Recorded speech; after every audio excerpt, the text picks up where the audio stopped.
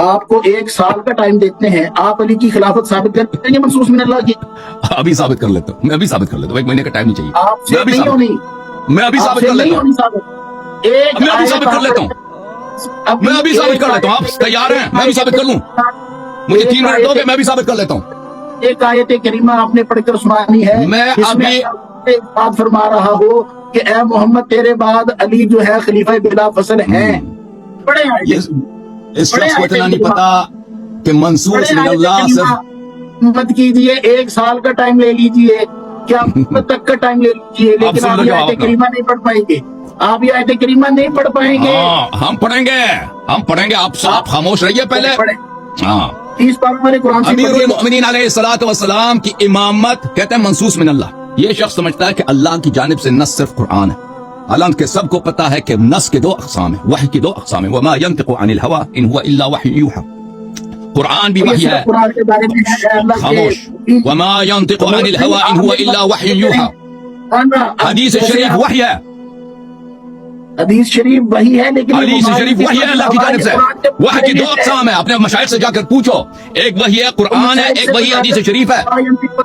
یہ قرآن کے بارے میں ہے۔ پہلی بات شیخ صاحب، پہلی بات ہے میرے محترم ناظرین کہ سنت بھی وحی ہے، لذا جو شخص کہتا ہے کہ آپ نص منصوص من اللہ دکھائیں تو اس کا مطلب یہ نہیں کہ صرف قرآن سے دکھائیں، کیونکہ صحیح حدیث بھی سنت ہے۔ یہ پہلی بات۔ دوسری بات ہے جس فرقے کے پاس میں دکھانے لگا ہوں، 1 منٹ سے مجھے زیادہ ٹائم کی ضرورت ہے کیونکہ میں بہت ساری باتوں کو دکھاؤں گا آپ کی خدمت میں۔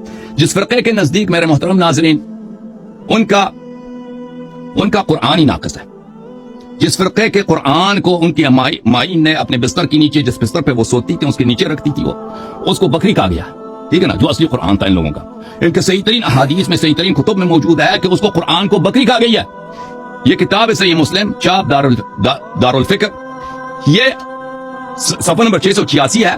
اس کتاب کو یہ لوگ کہتے ہیں قرآن کا بھائی ہے یا قرآن کا بہن ہے مسلم، کہ کان فیما انزل من القرآن 10 رضعات معلومات يحرمنا ثم نسخنا ب5 معلومات فتوفي رسول الله صلى الله عليه وآله وهن فيما يقرأ من القرآن۔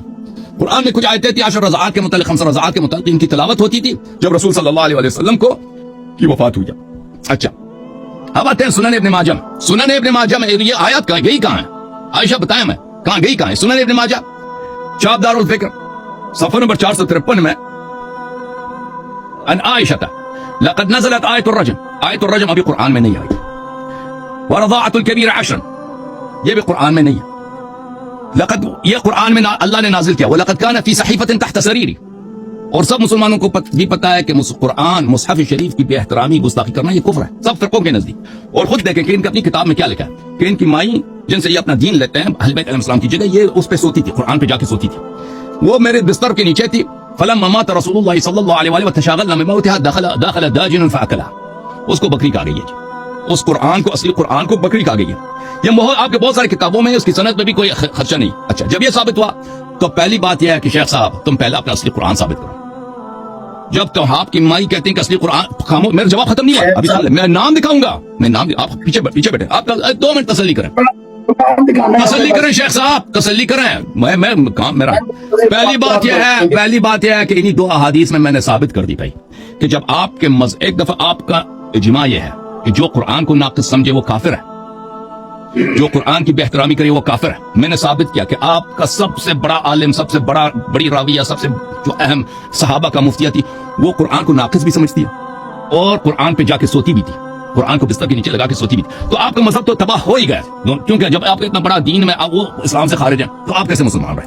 پہلی بات ہے۔ دوسری بات یہ ہے کہ جب آپ کے مذہب میں اصلی قرآن کو بکری کھا گئی ہے تو آپ کسی سے کیا مطالبہ کر سکتے ہیں کہ قرآن میں فلان مطلب کو دکھا، بکری کھا گئی ہے نا، پہلے وہ قرآن لے کے آؤ جس کو بکری نے، جو بکری سے بچ گئی، ٹھیک ہے نا، یہ پہلی بات۔ دوسری بات، امیر المؤمنین سید المسلمین علیہ السلام کا اسم گرامی قرآن ہے، ٹھیک ہے نا، رسول صلی اللہ علیہ وسلم کا اسم قرآن میں ہے، کیا ابو بکر کا اسم قرآن میں؟ کوئی نہیں جی۔ عمر کا ہے؟ کوئی نہیں جی۔ عثمان کا ہے؟ کوئی نہیں۔ شیعوں کے امام کا کیا؟ ماشاءاللہ ماشاءاللہ، بسم اللہ الرحمن الرحیم، سورۃ الشعراء۔ اللہ رب العزت کے بارگاہ میں حضرت ابراہیم علیہ السلام کی دعا ہے، رب هب لي حکما والحقنی بالصالحین، اے اللہ مجھے حکمت عطا کر اور مجھے صالحین سے ملحق فرما، واجعل لي لسان صدق فی الآخرین، اور میں امت آخر الزمان میں لسان صدق عطا فرما، لسان صدق عطا فرما، وہ جو لسان صدق ہو، اچھا جس کے زبان اقدس سے بجز صدق کے، بجز حق کے، بجز ہدایت کے نہ نکلے، وہ مجھے عطا فرما میری نسل میں امت آخر میں۔ اللہ رب العزت نے سورہ مریم میں ارشاد فرمایا اس کے جواب میں، شیخ صاحب حسود کے آنکھوں پر مٹی، فرمایا فلم اعوذ باللہ من الشیطان الرجیم فلما اعتزلهم وما يعبدون من دون الله وهبنا له اسحاق ويعقوب وكلا جعلنا نبيا۔ آیا ابراہیم علیہ الصلوۃ والسلام نمرود اور نمرود کی بادشاہت اور ان کے قوم سے دور ہو گئے، دوری اختیار کی اور ان کے خداؤں سے بھی دوری اختیار کی، تو ہم نے ان کو عطا کیا اسحاق اور یعقوب اور ہر ایک کو نبی عطا بنایا۔ وَوَهَبْنَا لَهُم مِّن رَحْمَتِنَا، اور ان کو عطا کیا اپنے رحمت میں سے، ان کو ابراہیم علیہ السلام کو۔ وَجَعَلْنَا لَهُم، ابراہیم اور آل ابراہیم انبیاء سلف کو، ان انبیاء کو لہم، وجعلنا لہم، یہ کس کے لیے؟ یہ ابراہیم کے لیے، یہ اسحاق کے لیے، یہ یعقوب کے لیے جو ماقبل مذکور ہیں، ان کو ہم نے اپنی رحمت عطا کی۔ وجعلنا لہم لسان صدق علیا سلام اللہ علیہ۔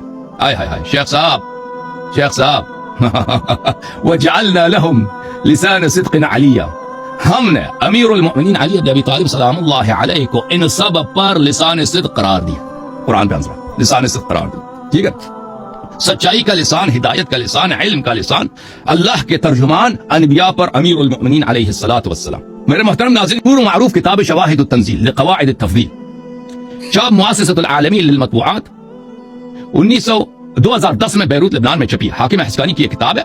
وجعلنا لهم لسان صدق علیا، اس آیت شریفہ کے ذیل میں دیکھیں، یہ رسول اللہ صلی اللہ علیہ وسلم سے روایت ہے، یہ خود اپنے سند کے ساتھ رسالت پناہ سے روایت کرتے ہیں۔ لیلۃ عرج بی الی السماء حملنی جبرائیل علی جناح الایمن فقیل لی، جب مجھے آسمان لے کے گیا تھا اللہ معراج پر، جبرائیل نے مجھے اپنے دائیں پر پہ، دائیں ونگ پہ مجھے آسمان لے کے گیا ہے، اس پہ حمل کیا، تو اس نے مجھ سے پوچھا من استخلفتہ علی اہل الارض، زمین پہ آپ کا خلیفہ کون ہے، آپ آئیں۔ فقلت خیر اہلها لها اہلا علی بن ابی طالب علیہ السلام، میں نے کہا کہ زمین میں سب سے بہترین کو، میں یہ شیعوں کا امام نہیں ہے، احناف کا امام ہے، یہ ان کی حدیث ہے، ٹھیک ہے نا، میں نے پہلے دکھا دیا کہ جماعت عمریہ کے بڑے بڑے محدث ہیں۔ رسول صلی اللہ علیہ وسلم نے فرمایا کہ میں جبرائیل، میں نے اس کو اپنا جانشین بنایا کہ جو زمین میں سب سے بہترین ہے، سب سے والا ترین ہے، وہ علی بن ابی طالب ہے، اخی و حبیبی، وہ میرا بھائی ہے، میرا معشوق ہے، میرا حبیب ہے، وہ سحری میرا داماد ہے، ابن عمی، وہ میرا چچا کا بھائی ہے۔ فقیل یا محمد تحبہ، ملائکہ نے مجھ سے پوچھا یا محمد صلی اللہ علیہ وسلم، ان سے آپ محبت فرماتے ہیں؟ میں نے کہا نعم یا رب العالمین، بلکہ اللہ کی جانب سے ندایت ہے کہ آپ مجھ سے محبت کرتے ہیں۔ میں نے کہا یا رب العالمین، جی ہاں میں اسے بہت محبت کرتا ہوں۔ فقال لی حبہ ومر امتک بحبہ، اے حبیب صلی اللہ علیہ وسلم ان سے بہت محبت کریں اور اپنی امت کو بھی حکم دے دیں کہ علی علیہ السلام سے محبت کریں۔ فإنی انا العلی الاعلی اشتقت له من اسماء اسما فسمیته علیا، میں علی اعلی ہوں، میں نے ان کا نام اپنے نام سے شق کر کے بنایا، میں علی ہوں، اعلی ہوں، ان کا نام میں نے اپنے نام سے علی رکھا ہے۔ فحبت جبرائیل علیہ السلام فقال، جبرائیل علیہ السلام میرے پاس آئے، کہا ان اللہ یقرأ علیک السلام ویقول لک اقرأ، اللہ تعالیٰ نے آپ کو سلام بھیجا اور آپ کو یہ پیغام بھیجیے کہ یہ آیت آپ تلاوت کریں۔ قلت وما اقرأ، میں نے کہا کہ کیا پڑھوں، تو فرمایا وَوَهَبْنَا لَهُم مِّن رَحْمَتِنَا وَجَعَلْنَا لَهُم لِسَانَ صِدْقٍ عَلِيًّا، تو آپ یہ آیت، اس آیت کی تلاوت کریں، تو آپ کی اپنی کتاب میں ہے، حدیث ہے، یہ میری تفسیر نہیں ہے جی، آپ کی اپنی کتاب ہے، رسول صلی اللہ علیہ وسلم قول جبریل کا قول ہے کہ یہ علی علیہ السلام کا اسم گرامی ہے۔ سن لے میرے بھائی کہ یہ ان کی شان ہے۔ شیخ صاحب بس 10 سیکنڈ دے دو، 10 سیکنڈ دے دو، میرا جواب ختم ہے، 10-15 سیکنڈ کہ اللہ تعالیٰ نے فرمایا کہ امامت و خلافت سے بالاتر والاتر مقام ہے سید المسلمین امیر المؤمنین علیہ السلام کا، وہ جو انبیاء بنی اسرائیل پر لسان صدق ہدایت کا زبان ہے۔ وجعلنا لهم لسان صدق علیا، اس لسان سے کبھی جھوٹ، کبھی خطا، کبھی کذب، کبھی غلطی نکل ہی نہیں سکتا، ٹھیک ہے نا، وہ جو انبیاء سے افضل ہے بنص قرآن، آپ کی اپنی کتاب کا یہ حدیث ہے اور آیے قرآن کے روح سے، اللہ تعالیٰ نے اس کو اس امت کی امامت سے بالاتر مقام عطا کیا قرآن مجید میں، اور جو لسان صدق ہے، یعنی وہ اللہ نے اس کو لسان صدق بولا، سچائی کا لسان، وحی کا لسان، ہدایت کا لسان، اتباع اسی کا متعین ہے، اس کو چھوڑ کر کسی اور کا اتباع کرنا یہ غلطی ہے، خطا ہے، کفر بالقرآن ہے۔ یہ امامت ان کا ثابت کرتی میں نے نص قرآن سے۔ شیخ صاحب مدد مانگو ساتھ والے سے۔